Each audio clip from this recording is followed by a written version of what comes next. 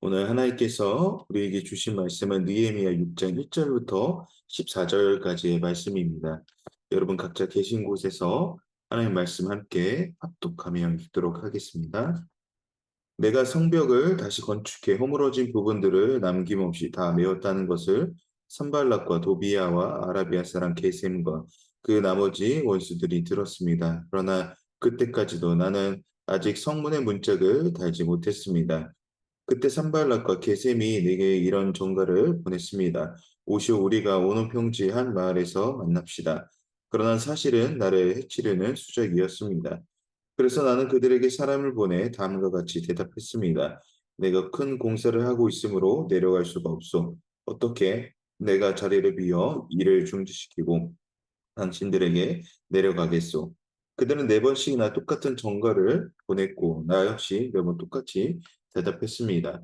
그리고 다섯 번째도 산발랏은 자기 종의 손에 봉하지 않은 편지를 들려 보냈는데 다음과 같은 내용이었습니다.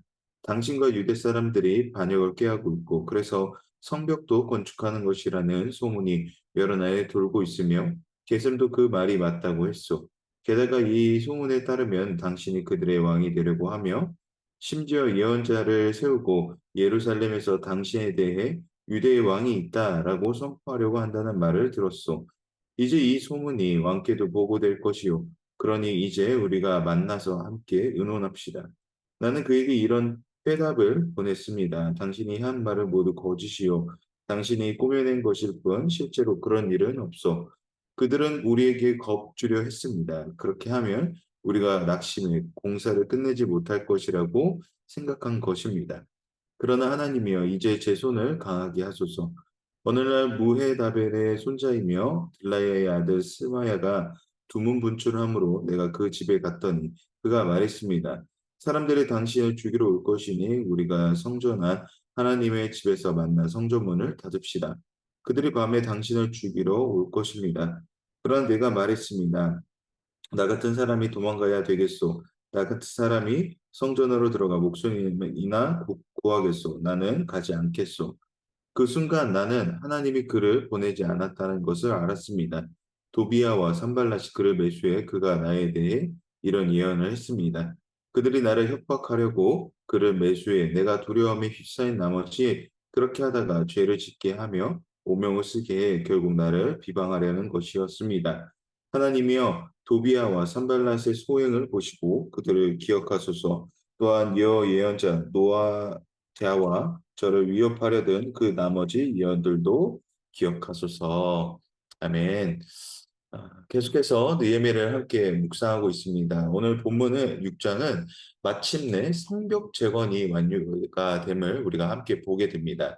끊임없는 외부적 방해와 죽음의 위협, 심지어 이 내부 안에서도 여러 분쟁들이 일어났음에도 그럼에도 이 성벽 재건의 사역은 계속되었고 마침내 완성되게 되는 것이죠. 여러 위기 속에서도 완성될 수 있었던 것은 무엇보다 하나님의 신실하신 약속으로 인하여 이루어졌음을 보게 됩니다. 왜냐하면 이 모든 과정에서 분명히 하나님의 일하심이 계속해서 경험되어지는 사건들 속에서 이들이 포기하지 않고 성벽을 마침내 완성하였기 때문이죠. 무엇보다 신분이나 성별, 어떠한 위치를 떠나 각자 할 수 있는 모든 영역에서 함께 동참함으로 세워진 이 성벽 제한거는 하나의 은혜로서 함께 완성되어져 갑니다. 그리고 성벽 재건주의 마지막을 장식하는 이 성문을 다는 일만 남게 되었다고 오늘 본문의 1절은 기록하고 있습니다. 그런데 이 성문의 문짝을 달지 못하고 있다라고 1절에서 이야기를 하고 있는데요. 우리 함께 다시 한번 1절을 읽도록 하겠습니다. 내가 성벽을 다시 건축해 허물어진 부분들을 남김없이 다 메웠다는 것을 산발락과 도비야와 아라비아 사람 게셈과 그 나머지 원수들이 들었습니다. 그러나 그때까지도 나는 아직 성문의 문짝을 달지 못했습니다. 대적자들의 방해로 인해 성벽 제거는 이 방해로 인해 방해가 있었음에도 불구하고 성벽 제거는 완료되었으나 성문을 왜 달지 못하였다고 합니까? 마지막 문짝에 보면 그러나 그때까지도 라는 말을 통해 알 수 있는 것은 이 기록이 당시 상황에서, 현재 상황에서 쓰여진 것이 아니라 느헤미야가 회고를 하면서 쓰여졌음을 하게 된다는. 그러니까 성문을 왜 달지 못하였느냐를 이 2절에서 이야기하듯이 산발락과 게셈 원수들이 이 1절에서 얘기했듯이 산발락과 게셈의 원수들이 성벽을 완성하였다라는 것을 알게 되었고, 그로 인해서 이제 뒤편에서 계속해서 나오는 이 성문을 달지 못하게 하는 이 계략들이 계속해서 반복되고 있음을 저희가 확인하게 되는 것이죠. 성벽이 완성됨에 따라 선발락과 도비아는, 그리고 이 게셈의 원수들까지는 정말 초조하게 됩니다. 성문이 달리게 되면 지금까지 자신들이 누려왔던 이득을 잃어버릴 것이, 이제는 모함과 모략이 아닌 이스라엘 영적 지도자인 느헤미야를 직접적으로 이제 죽이고자 한다라는 것이죠. 이에 느헤미야를 이 2절에서 온누평지로 이제 불러들이게 되는데, 온누평지는 포로 생활에서 돌아온 유다 사람들이 정착한 그 지역에서 이 지역의 가장 끝에 있는, 북쪽 가장 끝쪽에 있는 위치한 곳입니다. 그러니까 이 유다와 사마리아 사이에 중립지대의 역할을 했다라는 것이죠. 산발랏은 이 정상회담처럼 가담하여 이 중립지대에서 온누평지를, 중립지대인 온누평지에서 느헤미야를 부르고, 이 느헤미야를 중립지대에서 죽임으로 통하여서 이 본인들이 하지 않았다라는 것처럼 마치 가장하려고 했던 그런 것을 보게 됩니다. 그러나 이 회담의 느헤미야는 대적자들의 계략을 간파하게 되죠. 어떻게 알 수 있었는가? 1절에서 말한 것처럼 이들이 성벽 재건이 완성되었다는 소식을 이미 그들이 들었고 알고 있었고, 지금까지 여러 번의 시도와 공격들을 통하여서 이 공격들이 통하지 않았다는 것을 발견함에 따라 곧 성문을 달게 되면 더 이상 방해할 수 없으므로 이제는 이 자신을 직접적으로 이 공격할 것이라는 것을, 죽일 것이라는 것을 느헤미야가 직감적으로 감각적으로 안다라는 것이죠. 그렇기에 느헤미야는 명분 없이 거절할 수 없으므로 큰 공사 중에 자신의 자리를 비울 수 없다는 이유로 네 번이나 거절하게 됩니다. 소위 전쟁에서 명분이 중요하다라고 하죠. 왜 명분이 중요합니까? 그냥 전쟁을 할 수가 없기 때문에 그렇죠. 명분은 동기를 만들어냅니다. 동기를 만들어낸다는 것은 사람들로 하여금 이것이 합리적이다라는 판단을 가지게 한다라는 것이죠. 이게 합리적이고 당연한 일이다라는 것을 사람들에게 부여한다라는 것입니다. 그러니까 느헤미야가 큰 공사 중에 갈 수 없다는 명분은 이 성벽 건축 일이 본인의 일이 아니라 최고 권력자인 이 왕으로부터 맡기고 또 허락받은 일이기 때문에 소홀히 할 수 없다라는 그 명분을 통하여서 거절한다라는 것이죠. 이 명분으로 산발렛의 요청은 무려 네 번을 거절합니다. 그리고 마지막에 5절에 보면 다섯 번째 편지를 보낼 때 산발랏은 이 편지를 봉하지 않은 채 이제 보냈다라고 5절에서 기록을 하고 있는데, 이 편지를 봉하지 않았다라는 것은 당시 중군 동사에서 편지는 파피루스나 이 가죽판이 써서 둘둘 말아 비단으로 만든 가방 속에 넣어 묶은 뒤에 점토나 밀랍으로 주의 깊게 굉장히 이 밀도 있게 봉해줘서 보내는 것이 보통이었습니다. 그러나 이 산발랏이 편지를 봉하지 않았다라는 것은 이 전달되는 이들이 이것이 봉하지 않았는데 무슨 문제가 있나? 내가 잘못 가져왔나? 라는 착각을 들게 함으로 이것을 확인하고, 이것을 확인한 전달자들을 통하여서 소문이 퍼지게 하는, 그러니까 이 뒤에서 확인할 수 있듯이 마치 이 느헤미야가 유다의 왕이 되어 반역을 꾀한다는 소문을 퍼뜨리게 하려는 이런 관계를 보게 된다라는 것입니다. 어떻게든 느헤미야를 자극하여서 만나려고 하는 이 산발랏의 관계임을 저희가 다시 한번 확인할 수가 있는 것이죠.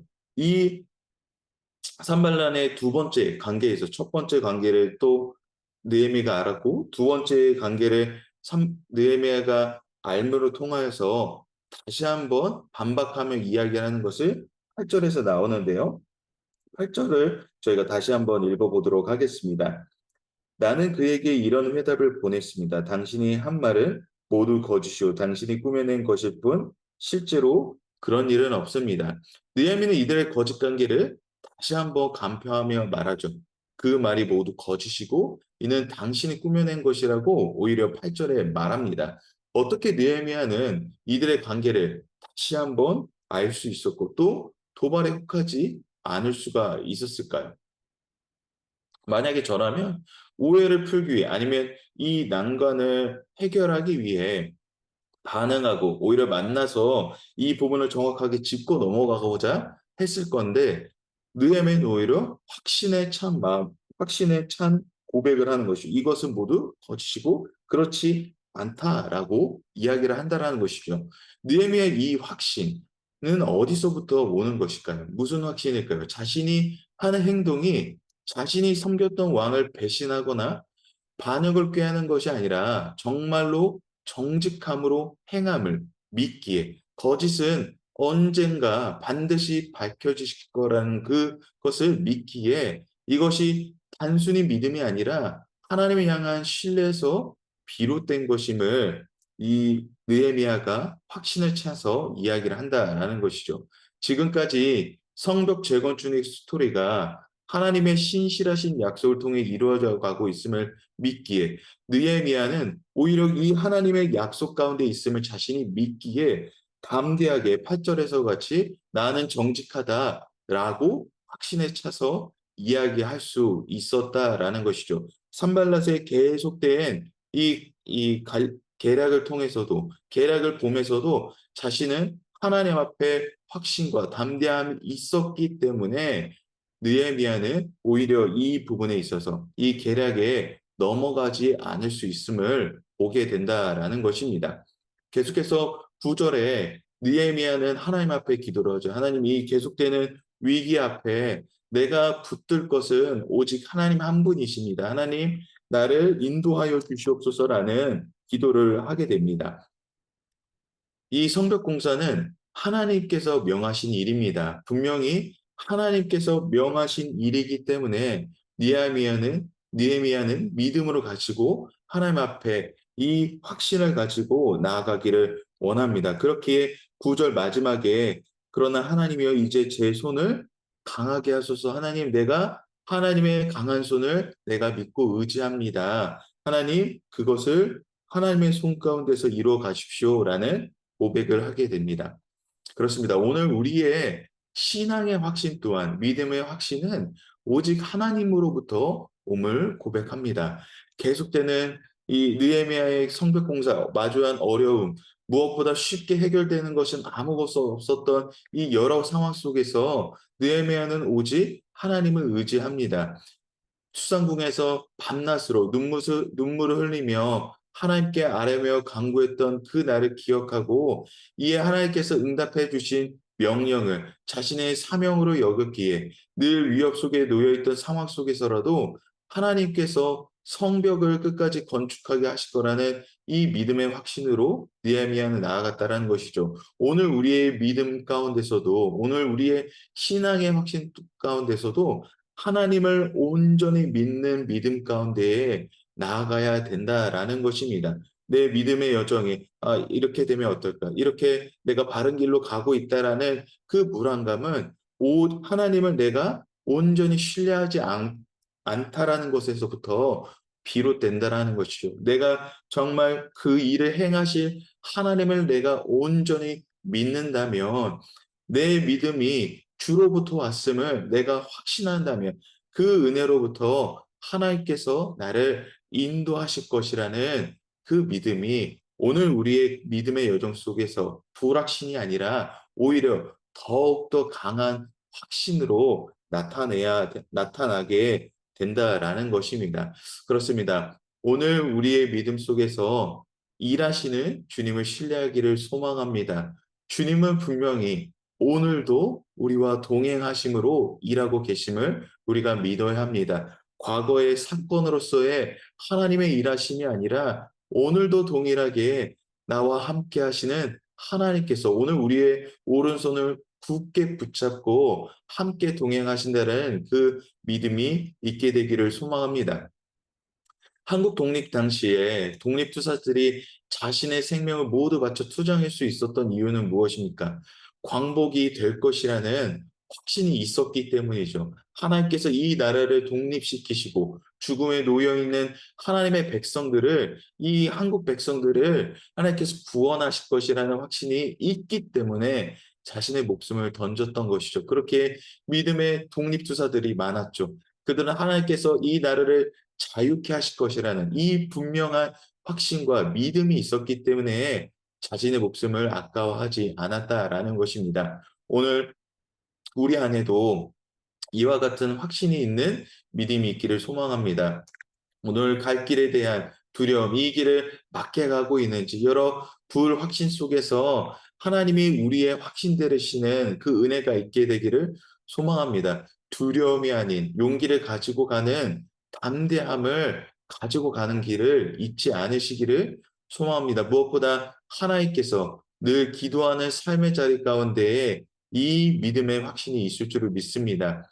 믿음의 확신은 어디서부터 시작합니까? 9절에서 느헤미가 하나님 앞에 늘 기도하는 것처럼, 본문에는 몇 군데 드러나지는 않지만 느헤미야는 늘 어려운 상황 속에서 늘 하나님께 기도했다라는 것입니다. 그렇다라는 것은 하나님을 의지하는 것에부터 그의 믿음의 확신이 시작되었다라는 것이죠. 예수님 또한 마찬가지죠. 십자가 모든 사역의 시작과 끝을 늘 하나님께 기도하셨습니다. 왜 그렇습니까?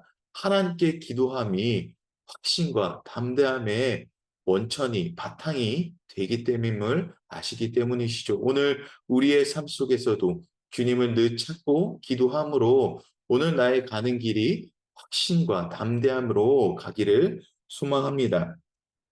계속해서 느헤미야를 암살하려는 계획이 실패합니다. 이 오노 형제 불러서 암살하려고 하는 계획이 이 첫 번째 계획이 실패하고, 두 번째 반역자로 다섯 번째는 봉하지 않은 편지를 보냄으로써 반역자로 모함하여 성벽 공사를 중단시키려 합니다. 그러나 이 첫 번째, 두 번째의 이 계략이 실패하게 되고, 다시 한번 산발랏은 10절에 이 느헤미야의 측근이 되는 제사장 스마야를 뇌물로 매수하여 느헤미야에게 거짓 예언을 하게 만듭니다. 거짓 예언은 산발랏이 느헤미야를 죽이러 오고 있으니 성전의 성소로 피신하라고 이야기를 한다라는 것입니다.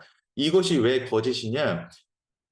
느헤미야를 통하여서 이것이 왜 거짓 계언이고 거짓 계략이냐라는 것을 확인할 수 있는 것은, 이 목숨을 구하기 위해 느헤미야가 당황하여 도망갈 것입니다. 그리고 그 모습을 백성들에게 보이게 되면 이 느헤미야가 지금까지 이끌었던 이 영적 지도자의 모습이 아니게 되는 것을 보게 되는 것. 또한 성소에 들어가는 것은 누구만 가능합니까? 오직 제사장만이 가능하죠. 그러니까 이 성소에 들어가는 것을, 이 느헤미야가 성소에 들어감에 따라 하여금 성전을 모독하고 율법을 어겼다라는 누명을 씌우기 위함임을 보게 된다라는 것입니다. 그러니까 느헤미야는 스마야의 예언이 거짓 예언임을 단박에 또 알아차리게 됩니다. 그럴 수 있었던 것은 이미 앞서 느헤미야가 계략을 피해냈던 것처럼 급박함 속에서도 분별하는 능력이 느헤미야에게 있었기 때문이죠.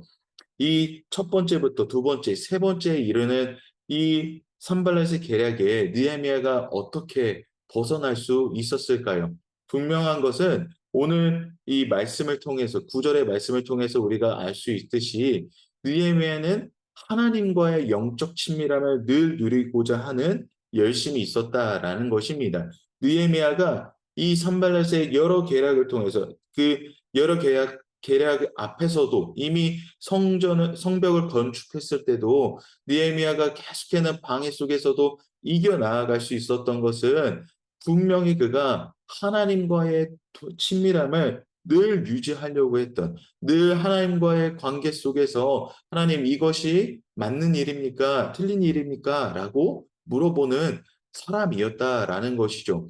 계속되는 압박 속에서도 오히려 당황하지 않고 정확하게 분별하여 선별의 관계에 넘어가지 않았던 느헤미야를 통해 보게 되는 것은, 어려운 중에도 늘 하나님께 그 발걸음을 옮기기를 노력했던 사람임을 우리가 볼 수 있다라는 것입니다.